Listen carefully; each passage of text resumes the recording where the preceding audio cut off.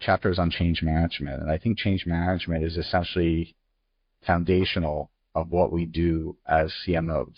I think we're change agents, essentially. We're physician change agents.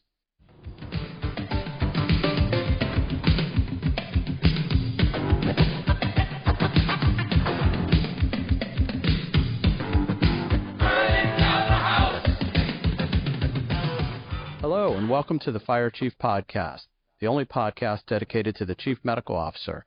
I am your host, Lee Scheinbart, and this podcast brings you stories and wisdom from some of the best CMOs in healthcare today. The leaders on this show face some of the toughest challenges in healthcare today, and they will share with you their insights about the role and the responsibilities that come with the title of Chief Medical Officer. Today, our guest is Dr. Stephen Brast, the Executive Vice President and Chief Medical Executive at Harris Health in Houston, Texas. Dr. Brast grew up in Canada, and he earned his undergraduate degree from McGill University, where he also attended medical school and residency, ultimately specializing in neurology. Later, he completed a fellowship at Harvard University in multiple sclerosis and another at Boston University in sleep medicine. Stephen, welcome to the show. Thank you so much. We really appreciate it. Absolutely. It's a pleasure to have you on the show. Do you remember anything about the first time you and I met? We were at conference together in conference. Do you remember where? In Boston? We were in Chicago. Chicago. We literally met for the first time, both of us, on a panel hosted by American Association of Physician Leadership, and our moderator was Dr. Mark Olsick. Yes. And do you remember how afterwards we sort of formed a gang of chief medical officers and caroused the town of Chicago that night? Yes, I remember. Yeah, what happens in Chicago stays in Chicago, right? That's right. That's right. So we won't get into that on this show, but it is a pleasure having you. You have achieved quite a lot in your professional career, and I suspect you've learned a few things worth sharing with our listeners about your journey becoming a chief medical officer. So initially, when I went into medicine, like I said, it wasn't for administration. I did not even know what a CMO was. But as I became more and more involved in quality and safety, it became more intentional. And I said, this is what I want to do. This is what I want to become. How do I do it? And it wasn't very clear to me. The hardest part about getting into these type of roles is the first step. And I needed to first gain credibility. And I think having the experience of working in quality and safety at the both clinic level, the hospital level, getting involved in finance, and then formalizing my education through an MBA, through a master's of health, were really helpful for me to leverage credibility when I applied for these different opportunities. And it was intentional at that point to want to apply for that administrative position. Many of the CMOs that I talk with around the country share similar stories of never really contemplating an administrative post within the house of medicine. And most of us do that within hospital and acute care settings, although it certainly happens in our clinics, in our ambulatory settings, and also in the health plan world. But it is not well understood at the beginning of our career when we become sort of competent beginners through our medical school years and then become a competent clinician through our postgraduate, our graduate medical education. And again, it is not something commonly known, but it is always fascinating when people sort of get that calling, get that notion, I'm going to do more. There's more that I can do, and there's more that I will do. So it's a great story of yours. You obviously put time and energy into the preparation of the role, and that's something that you and I and Dr. Olsick and others have spent a lot of time talking about the last few years. And I believe that this platform will help younger physicians begin to think about going into roles and shape the impact of the care that's delivered in a variety of settings. Well, let's move on a little bit. I can separate people into three categories. It's just an easy trick of mine to begin to work with people. and this is not my idea. It came to me from another source. That people can fall into three categories: that of being analytical, aggressive, or diplomatic. And I would like to think that there are three physician leader archetypes in the same way: Dr. Osler, Dr. Michael DeBakey, and Dr. Anthony Fauci. And I want to know which category or archetype would your coworkers say most fits you, not what you think you are, but what they think you are. Do your best here. So I think that if you speak to my coworkers, they would say I'm in the diplomatic category. I really view collaboration as key. Well, you often deal with the medical staff who don't report to me, to the chief medical executive. They are the governing medical staff. And we often have to do change management and invoke a lot of change with physicians who don't report to us. And the best way to do that is developing relations, getting to really listen to them, their thoughts, getting their buy-in, hearing what their barriers are to the change, following the loop, their concerns, making sure it's a two-way street, that when they have problems, that you address their problems and close the loop. So when you come to them, they are more receptive to helping you. And I believe that the only way to get things done is through the diplomatic approach, actually. And I view that as key. And one of my key strengths is my collaborative approach, my style. And I think that has been the way I've been successful, actually, in my career, is through the diplomatic approach. And that's what I view as a model, is someone who's diplomatic, dealing with these very sensitive issues that affect healthcare and patients' lives. I would agree. I think it is of several different archetypes, some that we didn't mention. That is a very important type of role to have with your medical staff, to be very diplomatic, to understand what their concerns are. And as far as I'm concerned, I too would say you are very diplomatic. I have leaned on you for counsel and guidance, and you are very helpful and very diplomatic. Very wise and very fair. So I'd like to be part of your medical staff one day, but again, another conversation for another day. Now, I do have to say one thing. When there are certain situations where you have to move from not authoritarian, but more different style of leadership in an emergency situation where time is of the essence and you don't have time necessarily for diplomacy, so my leadership style may change. Depending on the emergency at hand, if there's a crisis, you may have to use different approaches in leadership style, and that's normal, that you tailor your leadership style to what is the issue at hand. But in general, I would say I've been most successful when it is diplomatic style. Those that study organizational psychology and leadership and management would absolutely agree with you. We have our normal tendency, or we tend to a particular style, and then we have our adaptive style. Right. And really good leaders, the analogy that was presented to me once was like playing golf. You have a variety of clubs in the bag, and sometimes you need the driver, sometimes it's just a 5-iron, and sometimes it's just a gentle putt to make things work in your favor. So having different styles that you adapt to when the situation requires it. And look, physicians are trained the same way. There are times where we can be contemplative, thoughtful, diagnostic, and there are times where we simply have to make a decision, period.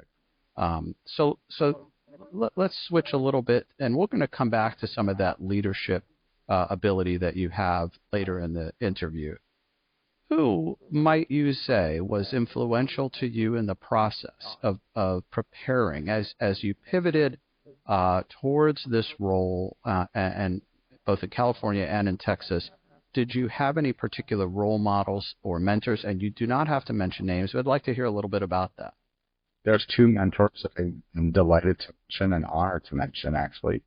One is Dr. Michael Bernstein, who was the California Regional Chief Medical Officer at Providence Health Science, and also was the Alaska Regional Medical Director. And he mentored me while I was in California, and I still in contact with him. And he really was a model for integrity and what you need to do despite what the situation is going on. And he provided me guidance, put and thoughts on how to advance my career, what is in the best interest of my career, regardless of what was going on in the organization. He always maintained solid advice for me. And then the second person is Dr. Hoda Asmar, who is the system chief clinical officer at Health Science over the entire system, who I worked with closely in Adventist Health. And again, it's a role model for integrity, collaboration, and essentially was able to help me overcome barriers. She provided it. She was held me accountable. Favorite statement that I always repeat is, at the end of the day, it's the results that matter, Dr. Brass. She did. So despite what was going on, whatever barriers I entered, used to say that to me. They reminded me that at the end of the day, it's the results that matter. And I still am in contact with her as well. And she has served as a mentor and model for me. You know, that's extremely insightful, and I'm glad that you recognized and honored both of those individuals. To your point earlier about the leapfrog scores, and we all have various opinions about the way that we are graded by third parties, but the bottom line is outcomes do matter. They matter for our patients, they matter for our systems, they matter for our staff, and physician executives get that as well as anybody, because again, in our training, we are seeking to understand the condition and or the prevention of such a condition, and to get to an outcome. We don't do it just for the sake of spinning wheels, right? We're trying to reach a result, an outcome. So we're blessed to have you in that role. Would you say was the hardest event that you have faced, whether in your old role or in your current role, and put the pandemic aside? We've all faced it, and it's been talked about. But what was the hardest event you have faced? And I know you've had a few, so I want you to pick one. So I want to talk in general what I feel to be one of the hardest issues I deal with as a chief medical executive, and I think that is in general. And one of the hardest issues that we deal with is making decisions as a chief medical executive that are not popular or widely accepted. And I think everywhere I've had to do that as a chief medical executive. Whether it's restructuring a team, implementing a controversial strategy, cutting costs to ensure long-term stability, these decisions can often alienate colleagues, physicians, other stakeholders, and it really tests the leader's resolve as they have to prioritize the broader strategy of the organization. And you have to have that vision, the long-term vision, over the person's approval that happens in this situation. And it can lead to self-doubt, but you have to maintain focus even if there's criticism, because otherwise the strategy can't move forward. And your success as an executive really hinges on that ability to stay committed despite what is going on in the organization, despite what people are saying to you, even when there's resistance or dissent. And I think that as a chief medical executive, that has been the hardest, and not everyone's going to like you. And that if everyone loves you, that means maybe you're not doing your job. Because or you're not on planet Earth, because right. I haven't found a place where everybody loves anybody. And sometimes people are not necessarily going to like you because of the changes you're making, and you have to realize that you're not going to please everyone. And dealing with difficult choices has been one of the hardest things for me. I've had to realize that not everyone's going to like you, even if you present in a diplomatic way, a professional way, you're still going to potentially have people who don't like you. Absolutely. And, we become, as we go through our decision making to become a physician and study all the prerequisites and thankfully get to a medical school and go through that process and train and then take care of patients, we are really fortunate that we can remain in that bubble, because most of the time when you walk into a patient's room or a family's room, even if the patient is nonverbal, there's a respect given to the physician. There's in fact, sometimes they may absolutely dislike you, but they are reluctant to show it out of concern for what is really at stake. But when you're not practicing, you don't see that. You're not shielded. You get the full on, full court press. And I was taught that about a third of the people are going to like you pretty much all of the time, and about a third of the people are going to dislike you pretty much all of the time. And you learn to manage that messy middle, that middle group that don't quite yet know what opinion they have to take. And you will always have critics and people who are far down on that bell curve, but you can't spend all your time there. And if you can move the majority of people and recognize that you just simply can't please everyone, but if you please most of them, you achieve this success. Would you agree? Yes, and there's a famous quote that I want to share with you. That the quote is, if in leadership you want everyone to like you, don't be a leader, sell ice cream. Yeah. From Steve Jobs. And that might be the title of this show. Right. So that who can we quote? Steve Jobs. Yeah. Not an insignificant human being by any stretch of the imagination.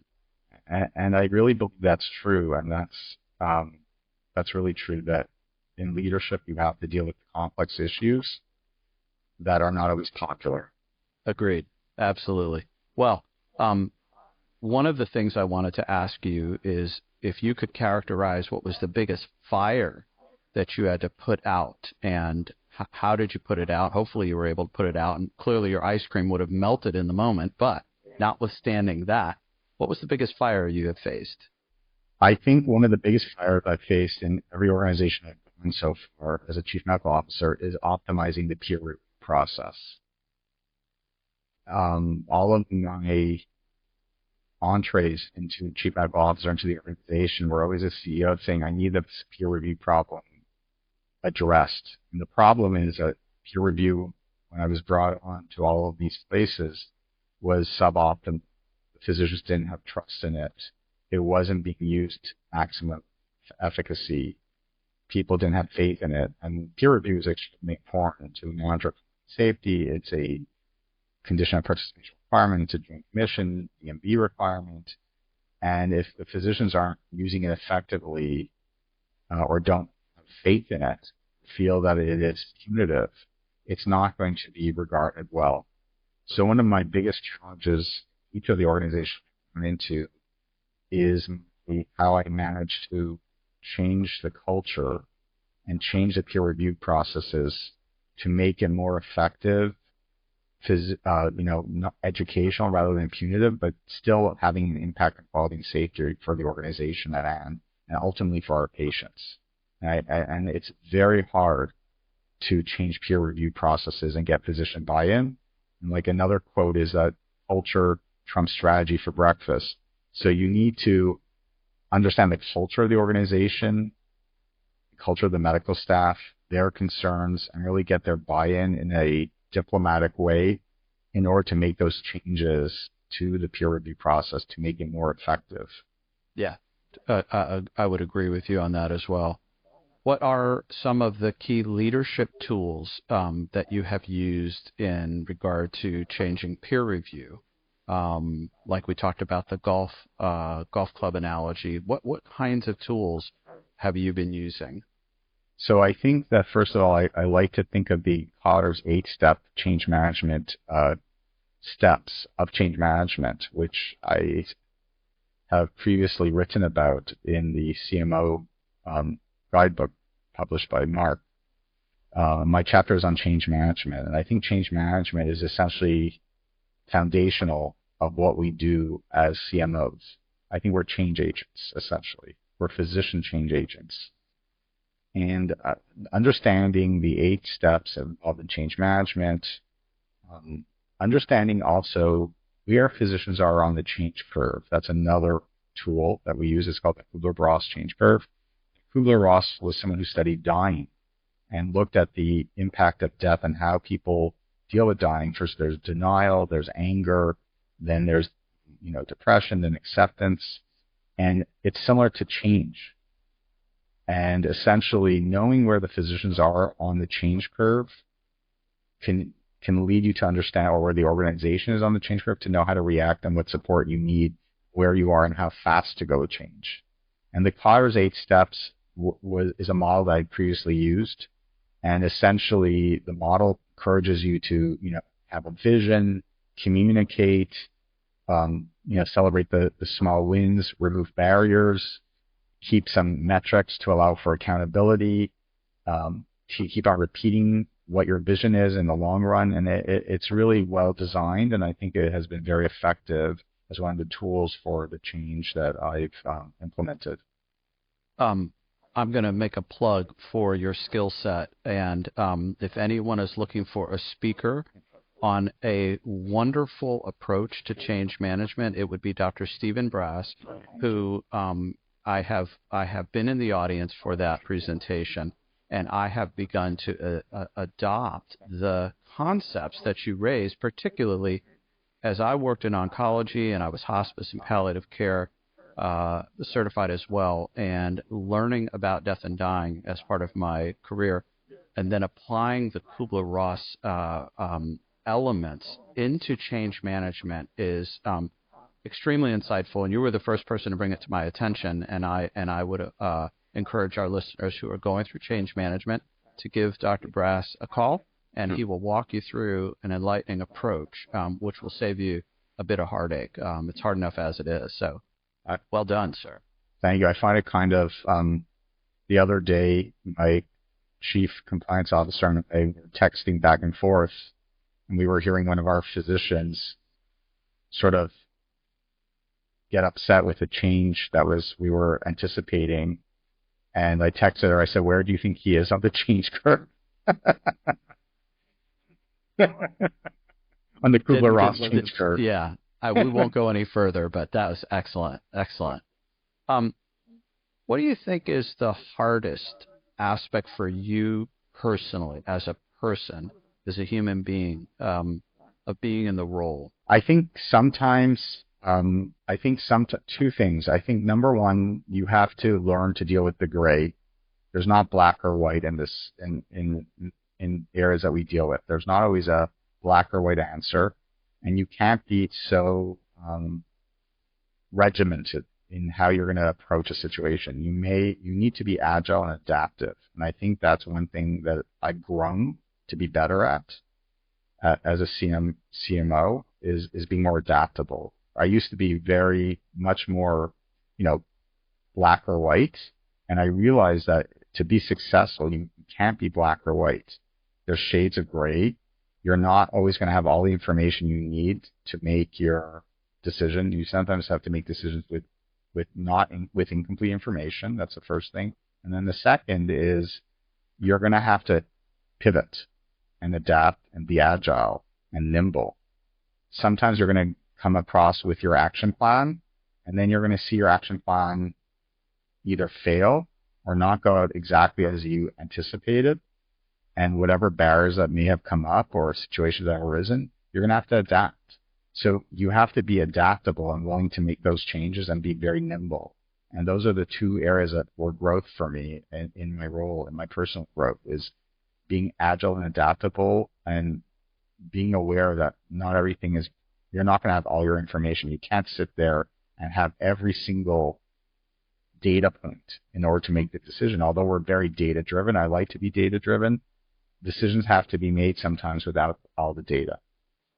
I'm gonna put you on the spot with a quote, and let's see if you can identify who said this. Now, I won't get it precisely correct, but everybody has a plan until they're punched in the face. That would be the indefatigable Mike Tyson. Mike Tyson? Yes. So you're right. You can come up with a really brilliant, well-designed approach to a situation, and at the last minute or for reasons that are unexplained, it goes sideways, and you have to be ready to adapt on the spot. Definitely. If we had some sort of time machine, what would you say to your younger self about becoming a chief medical officer or a chief medical executive? I would say it's an amazing opportunity. I would say that maybe in medical school, have you studied some quality and safety? Have you studied medical school, medical staff governance, which we didn't have an opportunity to study in medical school? Have you studied finance and accounting? I know that you yourself have written a great book on finance and accounting. Many of our physicians graduate these days from medical school and residency without having the word finance or accounting is not on the curriculum. And it's very unfortunate because then you have to either go out and practice or you have to deal with finance and accounting in your administrative role or in private practice and you have no knowledge of it. So I would have said to be a more holistic learner earlier on in my medical school and study things outside of what was just being taught in medical school in order to be a more well-rounded person would have been really, really helpful, I believe, in going back in time. Is that additional education that is unrelated necessarily to like neurology or neuroscience, but the areas that impact medicine indirectly. Yeah, as you know, I was a chief medical officer, and now I work in medical education and leadership development. And that is a well articulated struggle in undergraduate medical education. And there are people that are putting a lot of thought and energy into how to bring that into the curriculum or as extracurricular activity. There are certainly plenty of young folks who will choose a practice environment where that is not the most important thing, and that's wonderful. But there are plenty of others, whether they choose an administrative post or not, that they need to have an awareness of this environment. And 40 years ago, your need to understand that environment was trivial. You could walk out and things happen, and people took care of things for you, and so on and so forth. That is not the universe we live in today, and we need to approach that with some serious dialogue. What do you think is the biggest fire in healthcare in general, in your own opinion, right now? And what would a chief medical officer do about that, if anything at all? I think that one of the biggest fires that we're dealing with right now as a chief medical officer is we're dealing with physician burnout. Actually, is one of the very big issues that we're dealing with. If you look at the literature, 50% of our physicians report being burnt out. Many of them reporting wanting to retire and early due to the stress of the practice. And there's several areas that have been reported in the literature to contribute to that. Some of it is personal choices. Some of it is administrative burden, regulatory stresses, electronic medical record. So I think it's multifactorial. I say there's personal responsibility of how you do your work-life balance, and then there's, how the system is treating the physicians are two areas. What we have done at Harris Health, I'm very proud of because I view this as a very important topic, physician burnout, and I like to call it focus on physician wellness rather than focusing on the negative. We actually have, first of all, we have a committee, a physician wellness committee. That's the first thing, a professionalism wellness committee. But secondly, we have a medical staff engagement advisory council where I meet with our front of the line physicians. There's no chiefs of staff, there's no medical directors. It's our frontline physicians from both schools on a quarterly basis. And we get their feedback on what is going on operationally that is frustrating to them. And what can we do to address some of these issues? Some of it are, I call it short-term wins, and some of them are long-term wins. Some of them I can't address, but the short-term wins I definitely make an effort to address. And I come back to them and say, hey, you brought this up last time at the meeting. Look, we closed the loop on this. And I show them. I think that's really crucial with the physicians. So I'm trying to address some of the burnout issues through that approach. In addition, we do a physician engagement survey every year to learn in a confidential fashion what are some of the opportunities that they may not want to share. And it hits all of our medical staff. We had a great response this year, a 50% response rate, which is fantastic for a survey for physicians that's blinded and voluntary. And we had amazing responses. Our physician engagement scores have improved over the past 3 years. I'm really proud of that. And they have provided feedback, both positive and opportunities for improvement, how we can make our health system even better functioning And that has been really helpful, is this Medical Staff Engagement Advisory Council, and then this physician surveys where I'm getting guidance from them. And I have created action plans with my team to address these issues relating to burnout, or not necessarily the burnout, but to the practice, making it more streamlined, making it more efficient. How do we make it so that this Harris Health is the best place to practice medicine in the country? That's what I always say. My goal is to make Harris Health the place where you want to bring your mother or father, brother, or sister, and that's where I believe it is now. It's somewhere where I would feel comfortable admitting my mom or dad to the hospital. I actually have brought my family members there for care because I have such confidence in the health system, and I'm proud to say that. And I think I want all the other physicians to feel that way as well, that they could bring their parents, their brothers and sisters, their children to the health system, and they're so proud of the care that they provided that anyone in their family could get treated there. And that's the ultimate goal. And it's by getting their feedback and their input. And that, I think, can help deal with some of the burnout issues, is having a voice and some feedback, and what are the things that we could do at a system level. The second area that I think is a big hot area in medicine is artificial intelligence. I think that we are working at Harris Health. We started this year a tech governance committee, and we have an AI subcommittee related to AI. The AI is going to change the way medicine is practiced, the way we interact with each other and with our patients, and it's already being rolled out across the country in different ways. We are in the process of going back to foundation with our Epic, and along with that will be some new artificial intelligence tools that will be very, very helpful for us to be implementing. So I think it's instrumental for us to be implementing artificial intelligence techniques and different technology, and keeping up with that in order to ensure that we're practicing in the best way possible at the top of our license, and keeping in sync with what is going on in the world of technology, so that we're practicing the most modern way, efficient way possible. So I think that is another big area for medicine that we have to keep up with. I would agree with both of those things. We both know that there are millions of opinions on burnout, but when it comes to healthcare, there's only about 1 million reasons that matter, and that are the 1 million licensed physicians in the United States today. And a fraction of them don't practice medicine. You and I don't practice medicine anymore. So maybe there's about 750 or 800,000 voices that matter. And I applaud you again for giving a voice to your medical staff, because that's where physician executives can make a powerful impact.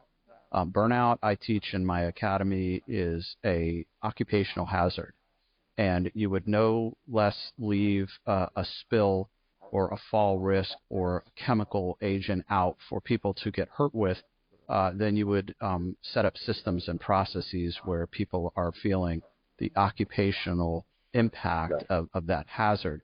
And AI hopefully will do two things: lessen some of that hazardous condition, augment the work, and potentially shine a light on some of the things that we should stop doing. We can put an ambient scribe in the room, but we're still filling out a document that supersedes what we really need from that document. It is a longer conversation, but I think AI may actually shed light on things that we need to change systemically and structurally. Well, this has been a great interview. Being a chief medical officer is no small task, and it takes intentional preparation, as you've described. And although some of it feels like a trial by fire, in fact, my old boss used to coach me and tell me that it is like a career in firefighting. You go to firefighting school and you train and you drill until you're ready to fight a fire. Put on a uniform and you start out as a fireman. And one day, maybe you find yourself being called a squad leader or a captain, and then perhaps becoming the fire chief.